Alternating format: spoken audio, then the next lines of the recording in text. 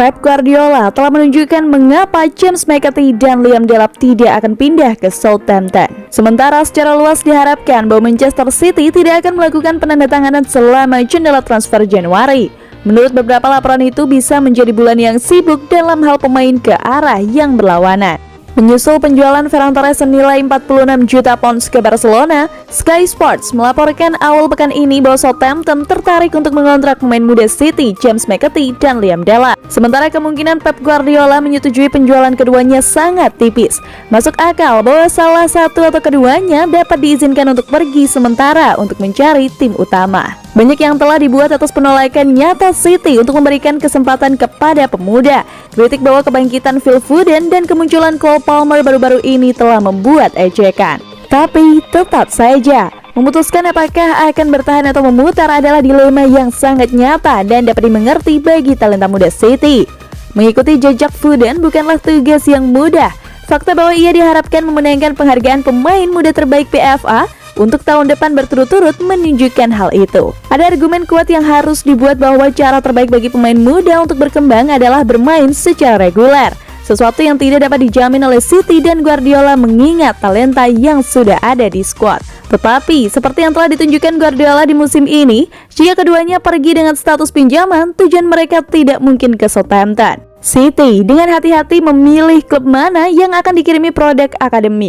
Keyakinannya adalah bahwa waktu bermain saja tidak serta-merta membuat bakat mereka yang menjanjikan menjadi lebih baik, terutama jika itu datang di klub yang bermain dengan cara yang sama sekali berbeda dengan City. Peminjaman Tommy Doyle ke Hamburg pada hari tenggat waktu bukanlah taruhan acak ala Pep dan City, tetapi keputusan yang diperhitungkan dicapai setelah analisis yang cermat.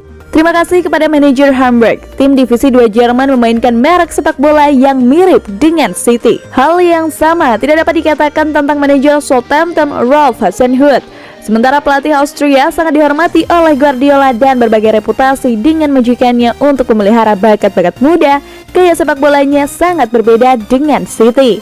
Jika Guardiola ingin McAtee dan Delap mengembangkan pemahaman mereka tentang sepak bola posisional, kemampuan mereka untuk menjaga penguasaan bola, dan rasa jeda mereka, maka Southampton mungkin adalah tempat terburuk yang bisa mereka tuju. Laporan terbaru menghubungkan Swansea City dengan McAtee, sebuah langkah yang akan jauh lebih masuk akal. Manajer muda mereka, Russell Martin, sangat dipengaruhi oleh Guardiola dan mengatur timnya untuk mendominasi penguasaan bola dan menekan secara strategis. Ada yang bilang semua pemain muda butuh menit bermain, tapi terus terang itu omong kosong. Seperti yang diketahui Guardiola dan City, jika seorang pemain memiliki masa depan jangka panjang di City, maka peminjaman harus membantu mempersiapkan mereka untuk itu.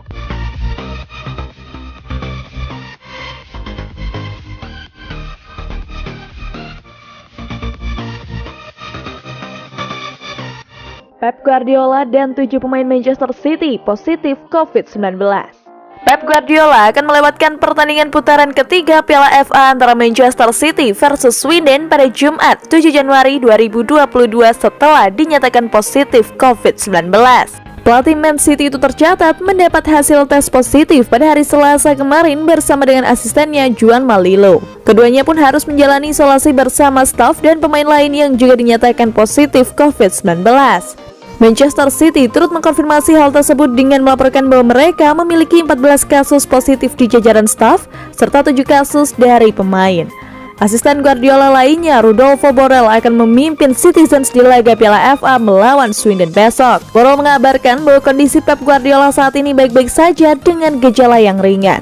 Dia baik-baik saja, dia terkena virus tetapi untungnya dia tidak memiliki banyak gejala, kata Borrell dikutip dari Sky Sports. Namun Borrell enggan memberitahu siapa saja pemain yang terkena virus COVID-19 dan harus absen di laga besok.